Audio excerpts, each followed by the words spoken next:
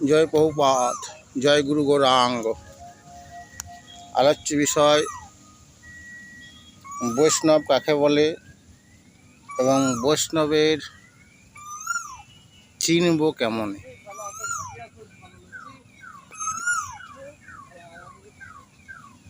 এই প্রশ্নের উত্তরে প্রথমেই আমি বৈষ্ণব কাকে বলে এই সম্বন্ধে আপনাদের বলতে চাই। শাস্ত্রের মাধ্যমে আমরা এটুকু জানতে পারি যে ভগবান বিষ্ণু থেকে এসেছে বৈষ্ণব, অর্থাৎ যিনি বিষ্ণুকে ধারণ করেন, বিষ্ণুর চরণে সমর্পণ করে বিষ্ণুকে সেবা করেন।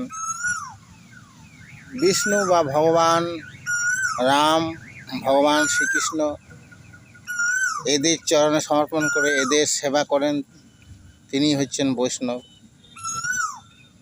এখন এই বৈষ্ণব চিনিব কেমনে?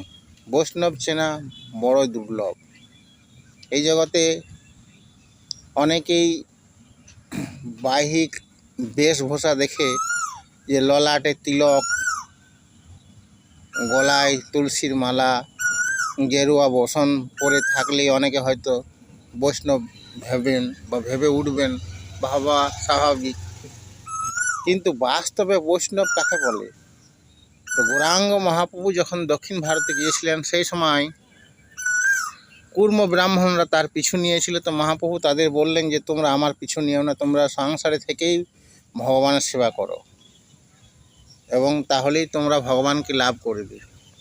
তোমরা কৃষ্ণ নাম করো, নাম সেবা করো, মানে কৃষ্ণ নাম মহামন্ত্র হরে কৃষ্ণ জপ করো আর বৈষ্ণব সেবা করো। তখন সকলে কুর্মগণের মধ্যে একজন বলে উঠলেন, ওই ব্রাহ্মণরা, যে কিভাবে বৈষ্ণব চিনিব? প্রভু, আমরা তো অধম, বৈষ্ণব কীভাবে চিনব? কে বৈষ্ণব? তো মহাপ্রভু তার উত্তরে বললেন, যার মুখে কৃষ্ণ নাম সেই বৈষ্ণব, অর্থাৎ যে দুমালা চারমালা জপ করেন সেই বৈষ্ণব। তারা আবার বললেন বৈষ্ণবকে, আবার জিজ্ঞাসা করলেন। তখন মহাপ্রভু বললেন, যার মুখে নিরন্তর কৃষ্ণ নাম, অর্থাৎ যিনি 24 ঘন্টার মধ্যে 24 ঘন্টায় ভগবানের নাম করেন, জপ করেন, তিনিই বৈষ্ণব। তখন তারা, ওই ব্রাহ্মণরা আবার জিজ্ঞাসা করলেন, প্রভু বৈষ্ণবকে? তখন মহাপ্রভু বললেন, যাকে দেখলেই কৃষ্ণ নাম করার ইচ্ছা জাগে সেই হচ্ছে বৈষ্ণব। তাহলে মহাপ্রভু এখানে 3 ধরনের কথা বললেন। তাহলে প্রকৃতপক্ষে বৈষ্ণবকে? অনেকে আপনারা বলবেন যে না, যাকে দেখলেই কৃষ্ণ নাম করার ইচ্ছা জাগে তিনিই হচ্ছেন বৈষ্ণব। না না, মহাপ্রভু তাহলে বাকিগুলো কি ভুল বললেন? না, 3টেই ঠিক। তো 3 রকম ভাব রয়েছে। যার মুখে কৃষ্ণ নাম তিনি হচ্ছেন কনিষ্ঠ অধিকারীর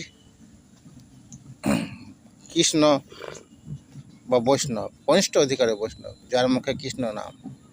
আর যিনি নিরন্তর কৃষ্ণ নাম জপ করেন তিনি হচ্ছেন মধ্যম অধিকারী বৈষ্ণব। আর যাকে দেখলেই কৃষ্ণ নাম করার ইচ্ছা জাগে তিনি হচ্ছেন উত্তম অধিকারীর বৈষ্ণব। তাহলে আমাদের এই উত্তম অধিকারী বৈষ্ণব চরণেই সমর্পণ করা উচিত। ইনি হচ্ছেন প্রকৃত সাধু, ইনি হচ্ছেন প্রকৃত বৈষ্ণব। তো এই উত্তম অধিকারী বৈষ্ণবের আদর্শ উদাহরণ হচ্ছে এই কলিযুগে এই 150 বছরের মধ্যেই জগৎগুরু শ্রী প্রভুপাদজি। উনি হচ্ছেন প্রকৃত বৈষ্ণব বা উত্তম অধিকারী বৈষ্ণব।